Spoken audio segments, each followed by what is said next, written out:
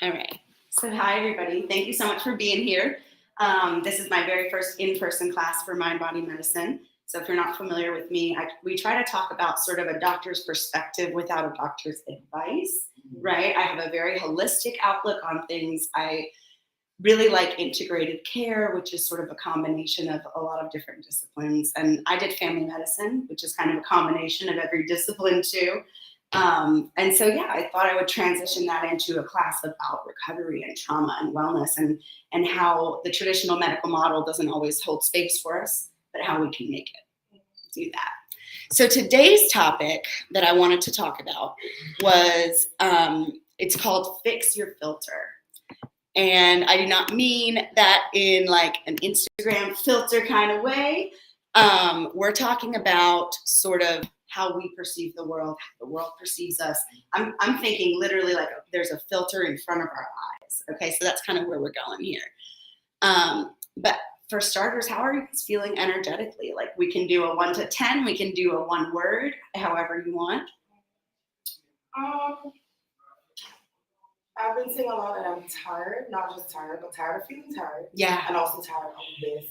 Yeah. But the thing is, every moment is an opportunity to keep moving in the correct right direction. So Yes. That's all I can say. I love it. That's a great outlook. Thanks for that.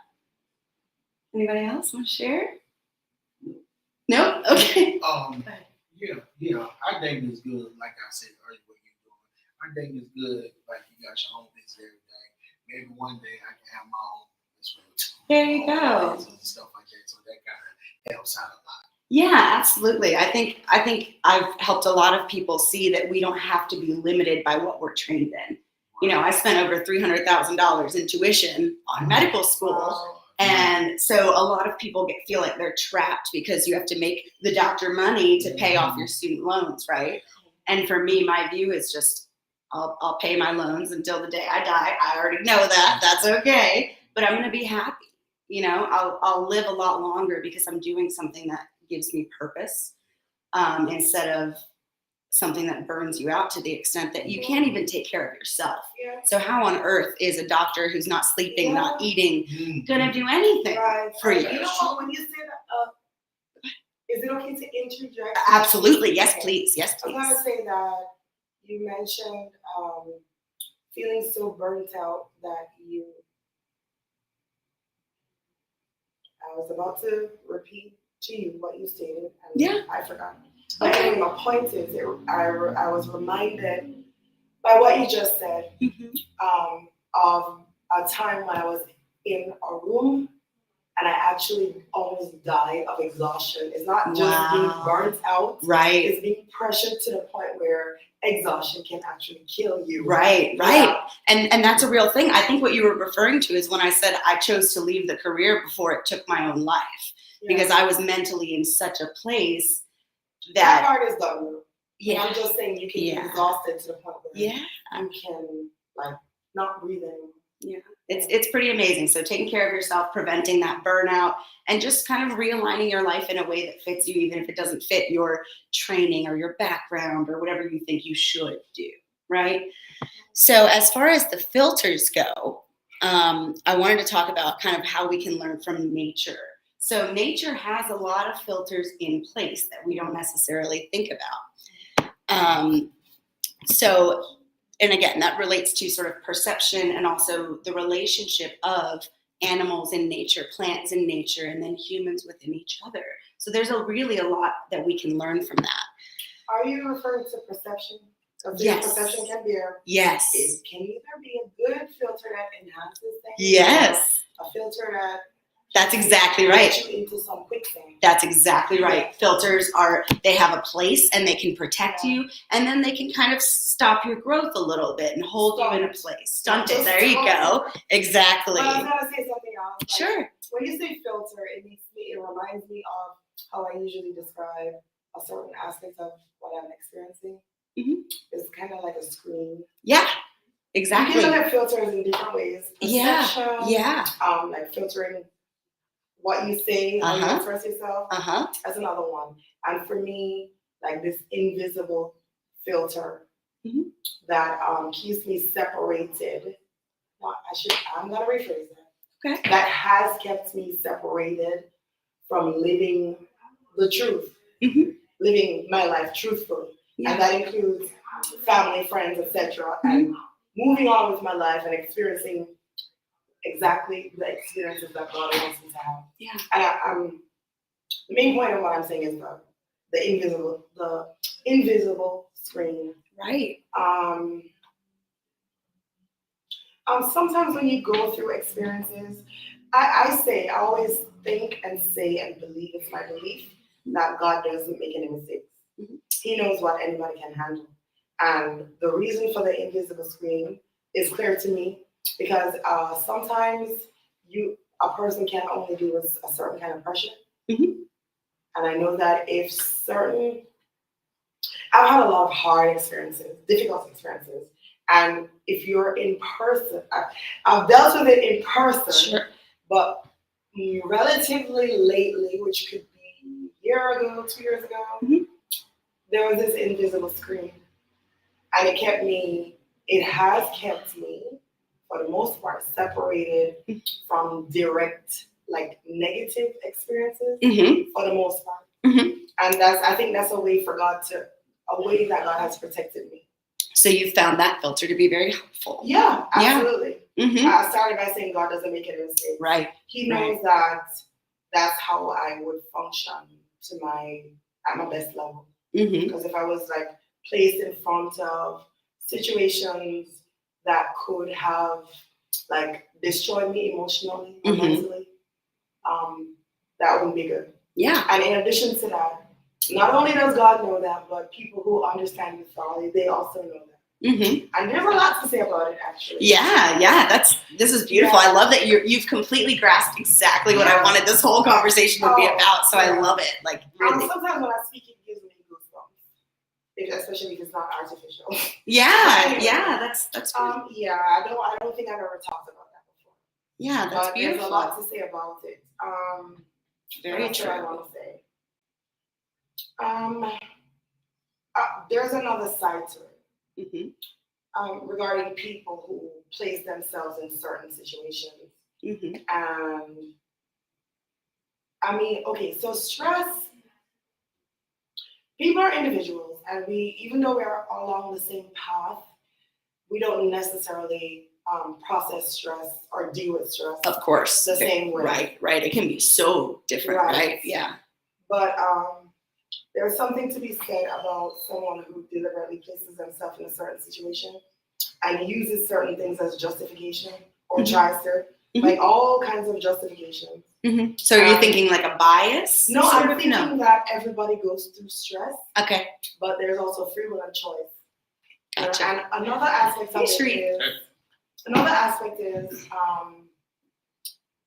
having that screen disappear, even though it's invisible, and not being able to make a reference to the fact that the screen is no longer there. Right. You know what I'm saying? Yeah, I do. There's a lot. I'm salivating as I speak. It's okay. Anyway, it's like this is very fascinating. And there's a lot of aspects to it. Very true. But I'm saying, luckily we've got a whole hour, so we'll have plenty to talk about. I'm saying that the filter needs to go away altogether. I like it. Some people think that's a great approach, having no filter, just live authentic, just be your true self. And so we're talking about filters, and in the way that we perceive the world and the way we engage with the world and also in the environment. So I'm going to give some cool examples of how nature filters and what we can learn from that. The animal world. Yeah, the animal world, exactly. And plants, interestingly. I've got some cool examples I wrote down. So let's start with ourselves, since that's a little less complex than the whole ecosystem that is the natural world, nature, right? So the human body, our vital organs process toxins every single day, nonstop. It's happening right now as we sit here. So basically your liver and your kidneys are filtering toxins out of your blood. And that doesn't have to necessarily doesn't mean that you ate chemicals, right? We live in a chemical soup of the world. We have gasoline, fossil fuels burning, any number of chemicals that can be toxins that need to get out of our systems. And so the liver and the kidneys do that. We have a spleen on our left side that's going to filter out the blood cells when we have an infection. That's what keeps us well. We've got our nose, which filters What air. does the spleen do? The spleen is basically our infection fighter.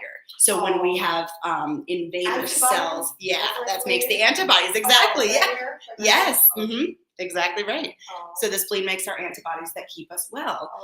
okay. And then the nose filters those dirty air particles because we've got That's teeny little hairs. Spleen, kidney, and liver. So Sure. I don't need to know everything about Yeah, the that's body, okay. but it's good to know. Yeah. Oh, and I just remembered something too. The liver Uh-huh. is connected to toxins mainly.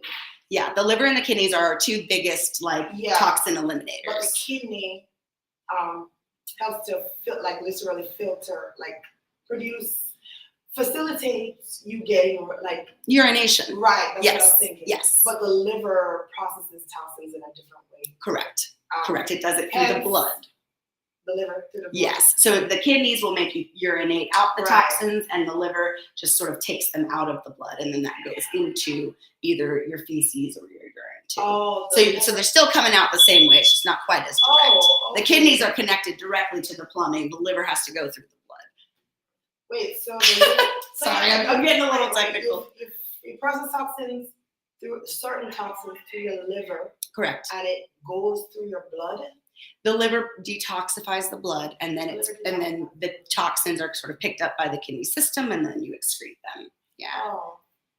I think I'm trying to oversimplify it. It might be making it more confusing. Those three organs seem to be important. They are. Yeah. I understand the kidney and the spleen. I was just trying to understand the liver.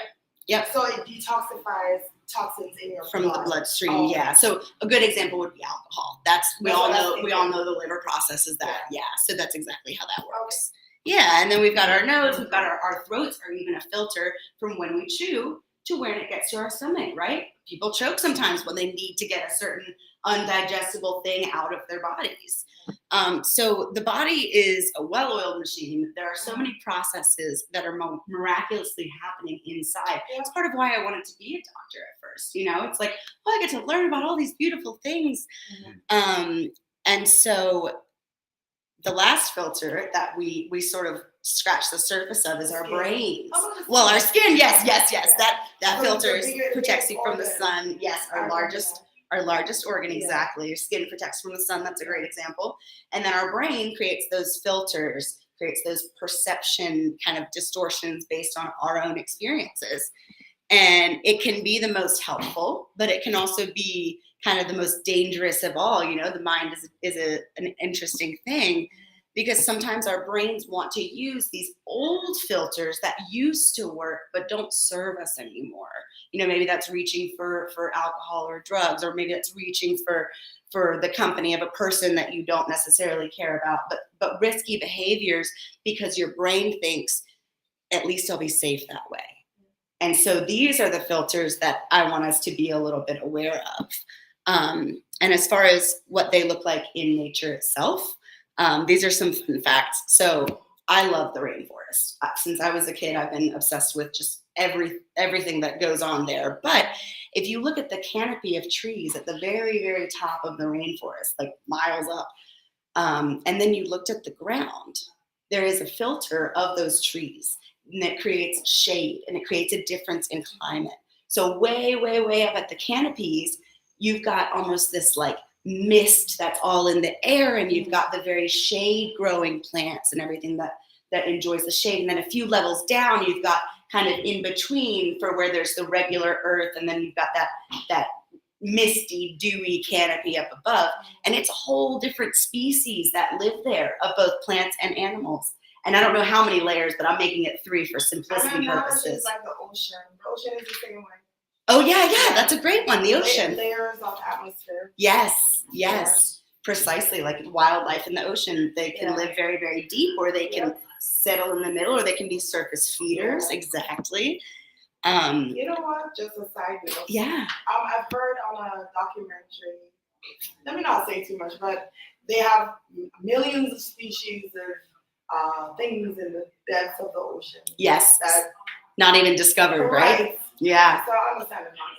Anyway, yes, absolutely. So it's really cool to see that that nature has a purpose. Nature has a reason for these filters, and we need to sort of take some cues from nature in exactly what filters are great and what may not be so good. So you mentioned the ocean. Whales are filter feeders. So they drink gallons and gallons and gallons of water, and to get the fish that they want, they keep the fish and then they just filter back out the water and it goes right out into them. Nature also teaches us to live in community and the importance of community. Going back to the ocean, if you've ever seen a video of a shark, you'll often see those tiny fish that are swimming under their bellies.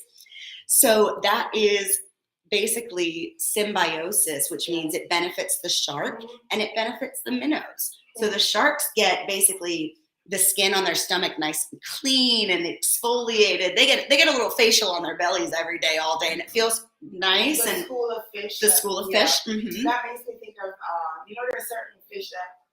Oh, yes. I've always wanted to do that. You put your feet in and they nibble your skin away like a pedicure by fish. Is that parasitic or symbiotic? It would be, I think it's still symbiotic, because if they were parasitic, though, that would mean that the sharks were damaged by the fish. And they're not. So pure symbiosis is both benefit equally, nobody's harmed. Right. There are definitely plenty of examples of parasitic, both in the natural world and the human world, right? This is interesting. So those are the two main categories of relationships in the animal kingdom. I mean, that's a good question. Parasitic and symbiotic. Yeah, I mean, you could have sort of just the coexisting, right? That just means that's there's predator and there's prey, and so sometimes they conflict. And there's a food chain. Yeah, so there's the food chain, there's the cycle of life, but in terms of direct one-on-one relationships, to my knowledge, I think it is symbiotic, which is good for both, or the parasite, which is obviously bad for. Yeah, I was wondering if there's another category. I don't think so, but good question though. Coexist. Yeah. But within the coexisting, there are predators and prey. Right. And the relationship, I'm just trying to sum it all up. Sure.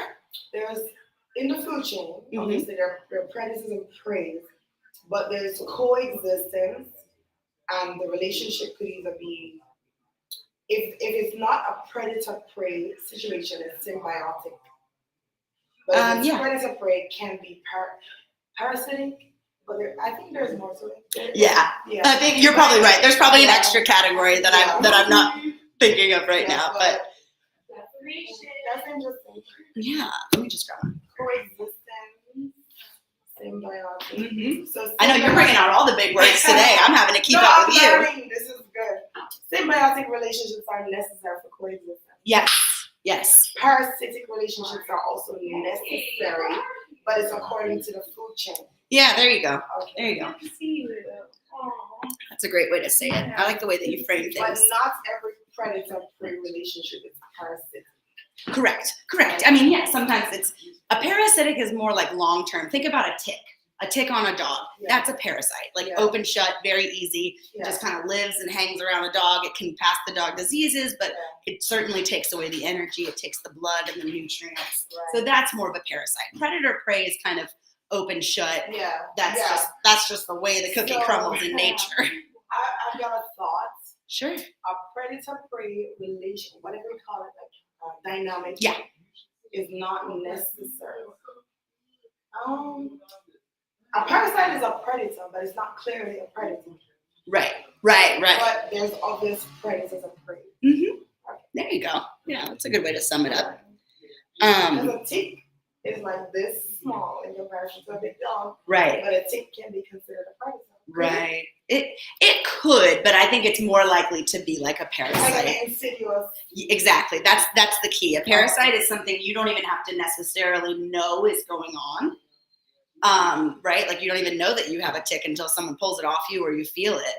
But there's still damage being done. So it's insidious. It's kind of secret, like you said. Yeah. Predator and prey. It's pretty obvious that the lion's going to eat the gazelle, right? Yeah.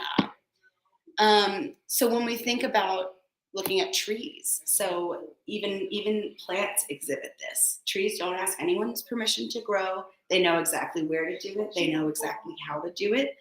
And the cool thing about trees is that if you looked under the soil, their roots form networks, literally like the tributaries of a river. And you know what happens is that if one of the trees in a family, in a community gets sick, the other trees use their roots to divert the nutrients and divert the water and the sun and the soil to that sick tree so that it Is that heals. like among other types of trees or similar? I doubt that it's every single type of tree. No, I mean, but like trees together. yes. Is it like the same tree, same kind of tree? Usually. Or just generally trees together. Usually, to my knowledge, it's sort of like a group of trees that are in the forest, which tend to be kind of similar within a certain. Maybe it's not exactly the same within the same family or something. Right, Okay. exactly. It's like they can sense, hey, there's one of us in our community that's not well, and with them not being well, we can't either. So let's all get together and fix it. Their roots meet? They don't meet. The roots kind of are this really complicated network, but they know how to think about it like plumbing. They know how to close off their own roots if they're nourished, if they're okay. So they can say, hey, we're going to extract the nutrients, but we're going to pass it to the sick tree. How do they do that? That I don't know. That's above my pay grade. That's an original form of photosynthesis. That's photosynthesis. Yes. Oh, wait. Photosynthesis? That's turning sunlight into food. But that would be part of nourishing the other trees, would be kind of helping them do the photosynthesis. Yeah. And so this really illustrates the importance of community as well, right? So you've got symbiosis, you've got just kind of bringing everyone up with the tree healthy family. And then one of my favorite countries to talk about is Japan. My brother used to live there for a little bit, but did you know they actually let kindergartners and preschoolers take the subway alone? Like 30 minutes to school, doesn't matter. But the reason for this is because in Japan, they have such a strong sense of culture and identity and ownership that every adult on that train feels responsible for looking after those children. Yeah. It's a very communal society. Yeah. And maybe way back when it was that way here, like in the States. Yeah. But they still maintain that. That's awesome. Yes. It's like everybody, like a village, and everybody looking out for each kid. Exactly. It's like you don't have to know them. You don't have to, have any relationship with them. But it is such a strong society that, God forbid, anything were to happen to that child, you'd have every person on the train standing up to help. That's not the perception that I had of Japan. I don't know too much about the Asian culture, but I know that Japan. I mean, all the Asian countries are special, but Japan is super special. But I always thought they were kind of stoic, like not really. Yeah. I mean, the impression I got. They can be stoic while still having a very strong sense of community too. So I will say they also have the the longest lifespan of any country. It is in Okinawa, Japan. And the biggest reason for that is that they don't really do the concept of time. Is time not one of our biggest sources of stress sometimes? Whether it's like, oh, I've got a month to do this, or I have a deadline in a week, or, oh, shoot, I'm 5 minutes late. Even traffic, because of time, we get in our heads about it, right? It's true. Yeah, I was thinking about it. Yeah. There's no rush to do something or being stressed out about being late. Right. Yeah. And so there's no have to, should be. Yeah. It's where you are when you can be, and that's kind of it. How is it like that? How what? How is it like that? What do you mean? Like in terms of like more about their culture, like how that's a good question. I know, like the biggest thing in the research study that showed that they have the most centenarians, which is like people above 100. So the research study was mainly pointing to the time factor and the sort of lack of. I mean, stoic can be a good thing. When you said that was your perception, I think that means they're not easily excited. Yeah. So I think that means they're not easily stressed. They're not easily angered. They're not easily really anything. And so there's a certain calm that sort of exists there. Another fun fact about Japan is that their largest demographic of people that are in the prison systems are the elderly. In the prison system? Do you know why? Is it because they've been there? No, they do it on purpose. Why? The older people go and commit petty crimes so that they can go back to a community in jail. Granted, their jails are nothing like ours, I'm sure. And that it's a much, you know, less abusive place theoretically. So they want to just be with their friends. It's basically a free retirement home to them. I was thinking that maybe another reason for that is that they've wiped out crime and the elderly are the ones who Oh, that would be a reason. Yeah. take time a long time ago, so they go in jail.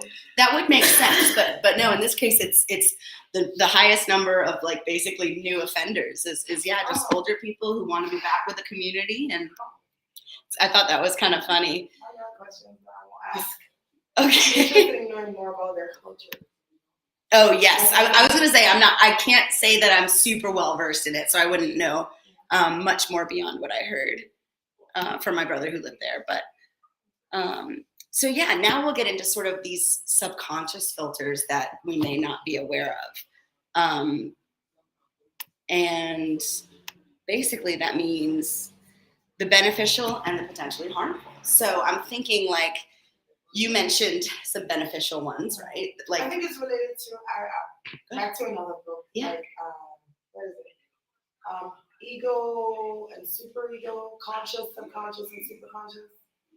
It's all your perceptions are basically from those three. I remember reading that. Yeah. What is it? Id? What is it? Id? Yeah, Id, ego, and superego. I can't remember. It's been a very long time since I studied this. But I think those are the three main sources of your perception, especially the superego, Yeah. which is what you said is subconscious. Yeah. And so there are those good filters where it's like safety, your awareness of your surroundings, you know, watch the company you keep, things like that. Those filters are very protective and they serve you long term. So let's try to think about as a group some potentially harmful filters that could end up like limiting us. I'm thinking for me, like I have some biases, some things that are just rooted in fear that have caused me to maybe not explore certain opportunities that I wish that I had or that I knew would have been good for me. But because of my own ego or my own filter, I I couldn't quite, you know, open myself to the experience. I also, you can have sort of, we know we live in a society that has things like racism and sexism and all that. So those are filters too, which as we all know are quite harmful. Limiting beliefs, yeah. Exactly. It goes way deep, subconscious. Oh yeah. So basically when we're setting up these kind of artificial filters for ourselves, and I say artificial because it's created by the mind, it's by the ego. And it's to try to sort of shelter us and to keep us from really being challenged in some cases. And let's see. Oh yeah. So if you're constantly trying to avoid like being challenged or being hurt or being uncomfortable, then you're staying in your comfort zone and you can't really grow. There's the solution for that is no fear. Yeah. You should adopt that mantra: zero fear. Zero fear. Yeah. Just jump right in. Yeah. I can take a risk. I'm not afraid of anything. That's a good thing. And you know what? When you say no fear, is not necessary. It's not necessarily. I mean, it's not necessarily. It doesn't necessarily have to do with being safe physically. Like the most important aspect of having no fear is the way you live your life. Yeah. Like, in everything, like what you think, what you say, what you do. Absolutely. It's just being fearless. It is super essential for you to grow. Yeah. Just be fearless about anything. Yeah. Whether it's, I don't even know how to explain it. Just no fear. I like it. Yeah. I like it. It's a good attitude to adopt in a lot of cases. Yeah. Have you ever heard the saying that people's number one fear is public speaking? And another fear, according to Marianne Williamson, is being afraid of your own power. Like being afraid of your own power. Those two are the main ones. Yeah. Among lots of people collectively. Yeah. I think a lot of people get afraid of our own power because of sometimes the way we grew up. You know, like if we have maybe parents that are saying you're not good at this, or you shouldn't do that because it's not your talent, or like for me, I was very creative and I loved art. But my father was a doctor like me. That's a whole separate story for that being the real reason that I pursued medicine. But he was just like, you'll never make money in art. Like, you might as well just like. Oh, that's who you are at heart. I'm a creative. Oh, yeah. I don't even know artist, if I would say artist, because I stifled it so hard that I'm only just now beginning to try to explore things. Like I took a pen to paper and I'm like, I used to want to do this all the time as a kid. But if my father saw me doodling, like in my notebook at school, it was like, you need to like get straight A's and do all the things. And like, a lot of people have that story. Right. And so I, for my entire life, even to this day, share that point in their story. Sure. Yeah. And even to this day, I'm terrified. Like if I were to actually put my heart into creating art, not even sure what that would look like, if it would be a painting, if it would be a drawing or what, I don't think I could ever let another human see it. I don't know why. I told my husband yesterday, I was like, I think artists are the bravest people in the world. Yeah. I just think they're so brave. No, I mean, I'm creative. I mean, yeah, that's true. That's true. It's awesome when you follow your heart. Yeah, so I've been trying to like light up my creative juices more, but it's just really hard when you have 30 years of art is worthless in the back of your mind, even though it's not, and even though it's the most life-changing and life-giving thing I've ever experienced. Yeah. You know, having that little nagging voice in the back of your mind can create, can what? Published artist. Yes. You said what? Published artist? No, I said artless publishing. Yes. Artless publishing. Artless publishing? I mean, that's what you said. You said artless publishing? Artless publishing? Oh, I don't understand the reference. Oh, no, I just actually because what you were saying as far as like getting to the career side now versus like the natural time span, not using your career side. Oh, I see what you're saying. Yeah. So really, I've had all of this. Yeah. I've had all these creative juices flowing, but it's like, yeah, what do I have to show for it? Nothing so far, but I'm working on it because I recognize my own filter. Yeah. And that filter was art doesn't have value. And even if it did, I don't have the talent to make something that would be valuable, right? And that's not even the point of art. Like most artists do not make, their art with the intention of the praise or the profit or anything like that. It's sort of what they're called to do. And so I find it really inspiring. And that's, a little filter I can work on personally. And then have you ever heard of confirmation bias? You have? It's a principle in psychology, which basically means if I believe something is true, my filter is going to make it so that everything I look at in the universe fits that. Yeah. Right? I've heard the term, but I get it. Yeah, so that's what it means. It's you are biased because you are only looking for things that confirm your story, and the things that counteract it, that prove it might be wrong, you just ignore. You just completely disregard. There's nothing wrong with it. I mean, true, but that creates a bias, right? It depends. I mean, a big, I think a good example was just kind of the COVID debate and how it was politicized, right? And so it was like there was not a single Republican that was going to think that masks were a good idea, but there was not a single Democrat that was going to think that what was a good idea. Yeah, sorry. But everybody goes and buy whatever family knows, whatever they feel like, bought tissue. Right, I know that's the funny thing too. Yeah, but when it comes to like gloves and sanitizer and masks and all of these different things, like we as a society, that's deep. Confirmation bias is true. Yeah, I think it corresponds with the law of attraction. Actually, yes, it does. Things that you draw to yourself without even knowing it. Mm-hmm. It's like, how are your beliefs? How are they established? How are they set? Like the foundational beliefs. Yeah, everything that you draw to you is based on that. Yes. It either confirms it or negates it. Right. That's what you're saying. Right. And when you have the bias, you just cherry pick all the confirms. And you don't even realize it. Yeah. That's the thing too. Like that. Yeah. I did too. Yeah. And I'll give you an example. And I've said it before. God puts people in your path all the time. And somebody could be standing in front of you, and because you're used to judging somebody by appearance, you don't even listen to what they have to say. True. And you automatically believe that they're not of any significance to you and just keep moving. True. I became aware of that. I'm getting goosebumps, but I became aware of Good that. goosebumps, right? That's a good thing when you say that, or? When I feel it on my own, it's like when I talk about some things, it validates it. Yeah. Yeah. That's what the goosebumps feels good to kind of express it. Yeah. But I'm saying that at a certain point, awareness, man.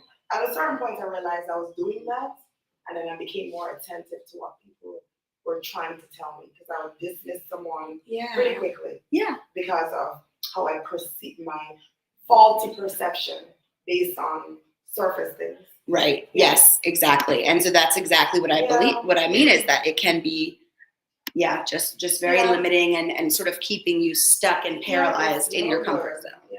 Yeah. Your perception, it dictates your experience of life. It does. Yeah, like you said, it does. That's why. So the title of the talk is "Fix Your Filter."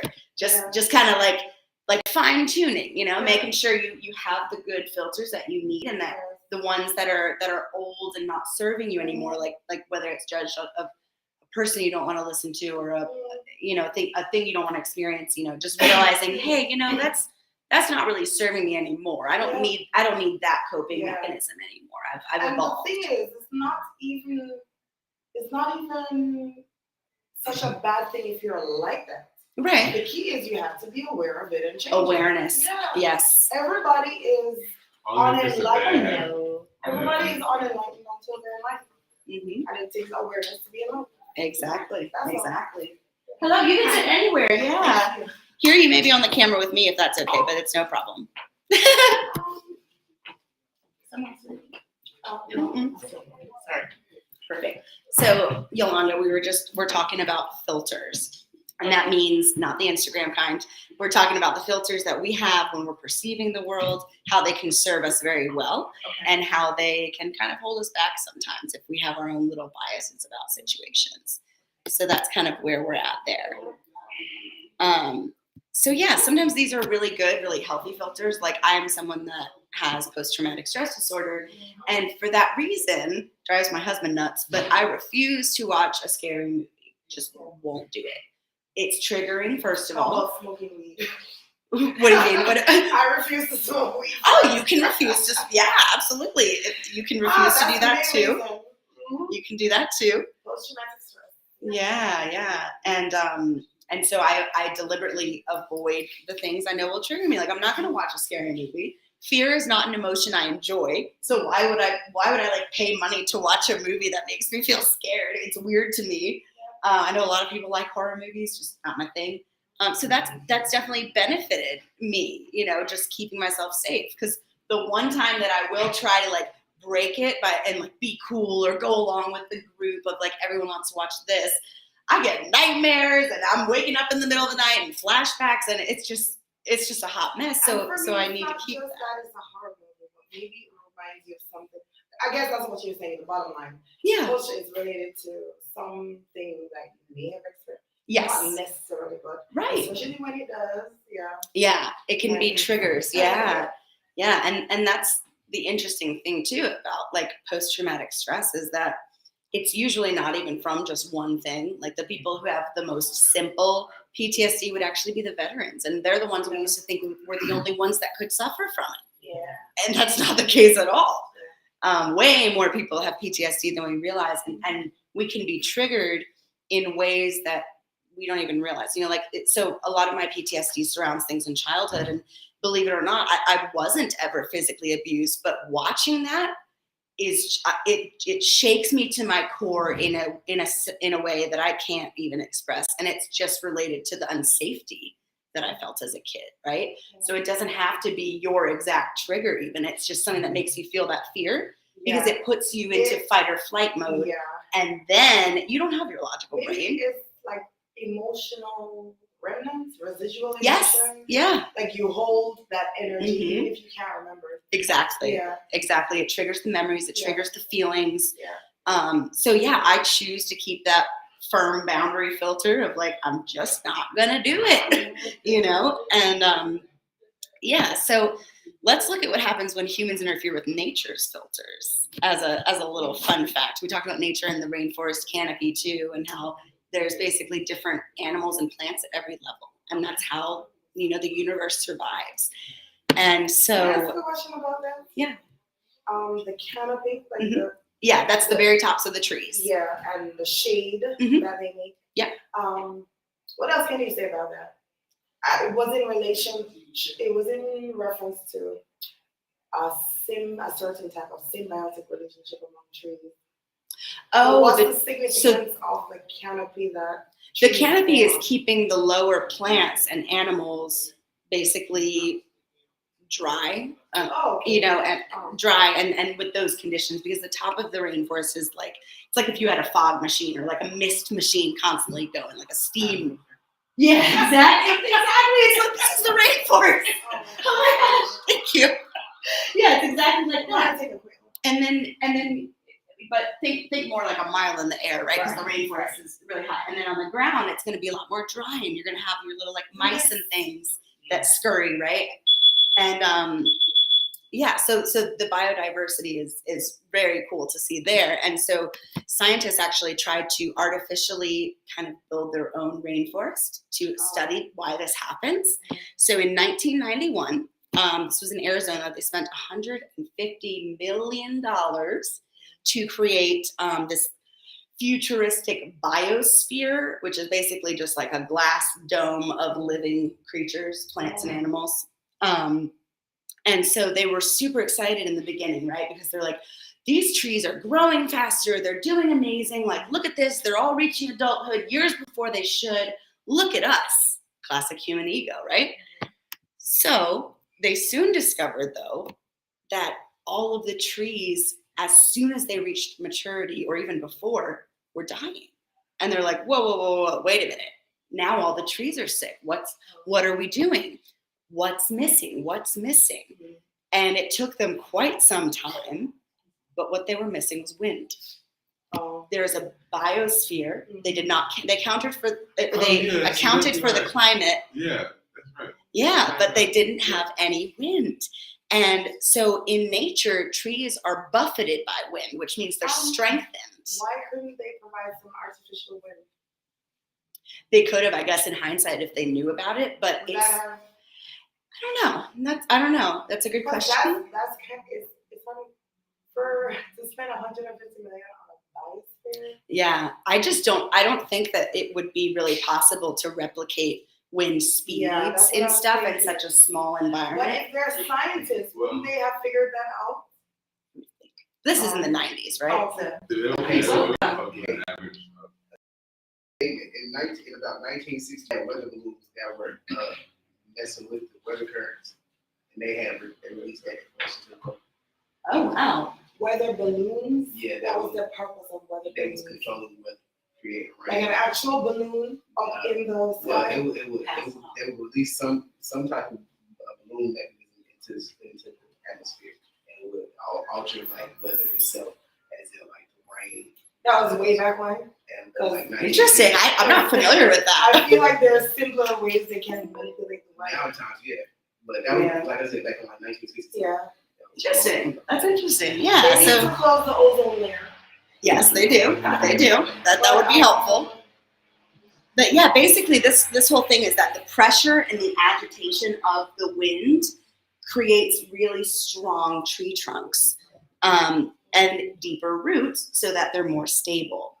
And so basically we waste a lot of time and energy trying to stay in our comfortable little self-made biosphere that we have for ourselves.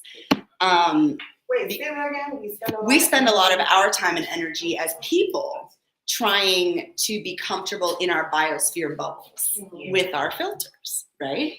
And we fear the stress and the challenges and what life throws at us all the time, which, let's be real, is constant. We're a little afraid of that. So we get our biospheres, but then when we step outside of them, we discover, we didn't have any wind or any adversity to make us stronger. So I'm just saying that we can use, the adversity and the challenges in our life like trees to strengthen, like taking a note from nature. And in the same way. What did you just say? Use what? You said what? To make us stronger. What Yeah, that we can basically use our experiences. Oh, okay. Yeah, like the trees. Thank you. As opposed to getting what you need, such as the wind. What's the bottom line of the statement that you just made? So basically, in the same way, the trees needed the wind. The trees need the but wind. They also needed to be studied in the biosphere. Right. I'm trying to pull it all together. That right. Point. All the trees in the biosphere were missing was the wind, and that was why they died. So if they had the wind, they would be much stronger. So I was using that as a metaphor for us, saying that the challenges in our life that we have to overcome is our wind, so to speak. That's what I was trying to make the connection. My wind is consistently having my needs being met. There you go. I mean, that's a pretty fundamental one for all of us, right? The wind is definitely your experiences, but maybe it's a different type of wind. Sure. There you go. Actually need. Yeah. I can definitely see that. Yeah. And propellant. Yeah. Like a literal propellant. Yeah, true. And then there's that quote where it's like, a ship at bay is beautiful, but that's not what ships were built for. Yeah. You can stay in your comfort zone, you can stay there, but just really encouraging you to like use your emotions. Yeah, that's what a ship was built for. Yeah, exactly. To sort of healthfully control how you get buffeted by the experiences. And instead of being like, why is this happening to me? Think, what can I learn from this? Yeah. How's this going to serve me in the future? Yeah. Because if we think back to some of our greatest traumas, I mean, none of us would ever choose to repeat them, but I think you'd have a hard time not being able to find one good thing that resulted because of it. Yeah. One learning experience. It could take a while. I'm going to ask a question. Do you know any scientists? Do I know any scientists? Yeah. I consider myself You're a scientist. I consider myself You a are scientist. one. Yes, I was a neuroscientist. Say, like, in reference to what you just said, regarding referencing your everything that has contributed to PTSD. Mm-hmm. If it weren't for some scientists, I'd be in a crazy house. Because if you have been through a lot and you remember each and every incident, yes, like that would send you, it would drive you to madness. Oh, I've been in a crazy house, as you put it. Scientists. Yeah. Some wizard. But I'm saying, like, I've been through a lot, and I think if I were to remember each and every incident, it would kill me. True. Yeah. Part of that is our brain's filter. Yeah. Your brain is filtering your trauma so you don't remember the fine details. Yes, but I should also add that the reason for me not being able to reference is not always the same. Mm-hmm. In regards to what I'm not able to reference.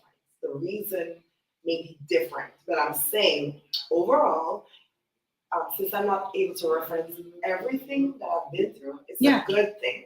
Yes, I agree. Up to this point. I agree. That is a helpful filter for you. It protects you. It keeps you in a steady state where you're not held back by your traumas. And that's a beautiful thing. That's a really good thing.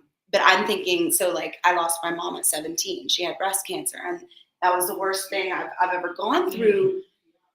But it's also why I finished medical school, which I was proud of. But what I was even more proud of was when I left my job as a doctor. When I left and I said, okay, I finished school because my mom would have wanted me to start whatever I finished, but she would have never let me stay somewhere that was harming me.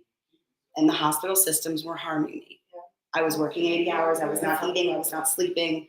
I mean, So, and so as much as I would give my right arm to have her back, I would not be this person. Yeah. Take it back. Say my back. Oh, take it back. Yeah. Because you just right. Because you basically just you take something from it at least, and it's gonna empower you and twist it. Otherwise, life is a waste. You can't go through life existing. Yes. You absolutely have to learn. Definitely. I'm feeling stressed Right now? Yeah. How come? Trying to understand everything you're saying. Also, new information being processed and then referencing it back to what I've been through. Yeah. So that was one thing this is super helpful to have you guys live here because normally I'm virtual. And so I can't tell if people are like following or if it's like way over their head or they're totally bored. Like, why are you going on this weird tangent? So that's helpful. Like maybe for me to just sort of slow down and let y'all share more. In reference to what she was just saying, like she was stressed, I was talking about that the past couple of days, and I've been applying some different stuff in my journey. So, like the day before yesterday, I noticed I was feeling something, and I've been learning not to name it, just feel it. There you go. Allow it, right? I like that. Because before I started my journey, I wouldn't allow it. And I'm holding all this energy. I don't know if it's negative or positive. You were a defensive. Yeah. So like what I realized the day before yesterday is like I was feeling something, and I told myself, let it be. Don't call it anything, right? So I'm more familiar based on the environment I come from and the ways of my thinking and others being negative. So at first, I've been learning to ask myself questions because questions weren't asked to me. I didn't really know how to process them. So what I did, I said, am I sad? Then I would take a breath and be quiet to see if anything resonated. So I said it 2 times. That's a very good thing to do. I said it a 3rd time. And the 3rd time, I said, no, I'm not sad. But that's what I'm familiar with. It's either happiness or sadness. It's way more than that. So I've been keeping myself in this like little cubby of language that I know. And I decided, okay, well, am I scared? So by the time I got to the 3rd time asking myself, am I scared? And I was like, I felt like some power, because like I'm pulling something out. You identified exactly what that was. That's powerful. So I said, no, I'm not scared. Because I can identify with, I'm afraid, I'm scared. And that's not always the truth. Right. So then I said, related to when you said about the stress, because I can call that too. And I said, when I realized on the 3rd breath, I said, it's none of this. I'm in a new space. I'm in new territory. The atmosphere is actually like I like it when I'm in my own place. And it's different. And I'm meeting all these new people. Yeah. So I said, well, Yolanda, what is it? Because I have to connect with my inner self, my inner child. Yeah. And so in doing so, I said, I'm just uncomfortable. And I said out loud to myself, it's amazing how I can name something and I'm way off because it's been my comfort zone. Yes. And that's how I bring harm to me. And I'm judging and I'm projecting. And I realized like in those moments, like I'm my own bully. That's powerful. I got goosebumps hearing that. Yeah. Like, we are our own worst enemy sometimes, aren't we? And regardless, because I'm observing myself, I need to look at that in a space of love. Right. Because I deserve it. Right. No matter who hasn't given it to me, who measured it. So thank you. The thing is, it's like everything that you saying you deserve it is one thing, but reflecting that everything you've been through, like the purpose of it was to negate that completely. Saying that you deserve it. For me, the purpose of everything I've been through is to negate what you just said. Okay. So that you're less of a bully to yourself. Like the bottom line of all my experiences. Yeah. Is the purpose of it is to negate the fact that I deserve what I deserve. I'm talking about the bottom line in my life. Okay. It has been. Yeah. I can definitely understand that. But I was trying to understand what you were saying. Like my mind is like, I feel like I want to say it right now. Yeah. You're totally fine. Yeah. Yes, absolutely. But yeah, and then real quick, because we've got, 3 minutes, but the last filter I was going to think of, and this is kind of a fun one that we often use, is the filter of nostalgia. Like how great something was as a kid. Like for me, a perfect example is like a Hot Pocket. When I was a kid, a Hot Pocket was like, oh my gosh, the coolest thing since sliced bread. I was obsessed with it. I would eat it for every single meal. And then the other day I was in Target and I saw Hot Pockets, like buy one, get one. And I was like, I'm about to relive my childhood. And I got home. That's cool as a doctor. Right. Yeah. So I was like, Hot Pockets. And I made them at home exactly the same way. Nothing changed. And I bit into it and I was just like, this does not taste as good. Yeah, I was like, this does not taste as good as I remembered. Yeah. I ate too much, so I started feeling really sick because you don't have the metabolism that you do as a kid. Yeah. So those nostalgia filters where it's basically going into one situation expecting it to be just like it used to be. And that can kind of set us up for disappointment when we have these expectations. Yeah. Okay, no problem. Thanks. I'll see you back over there. Okay. It's true, especially when you're used to going through the same thing. Right. Yeah. A lot of people think that it's not good to have expectation, but you have to. If you believe in God, you can't help but have expectation. Yeah, I think to an extent. I think it's more about when we get really specific with our expectations. Or like I'm gonna eat this Hot Pocket and I'm gonna feel on top of the world like I did when I was 7. Yeah. Not super realistic, right? I'm gonna eat the Hot Pocket and it doesn't taste bad, but it's just not giving me that rush. I was gonna talk about, like, for me, I've been homeless for a long time. So that kind of, for me, I guess that's one thing I need to work on. Being in a certain, in quotations, because at first I really thought I was homeless. But over time I realized that I'm not really homeless, but I still don't have an actual roof over my head. Right.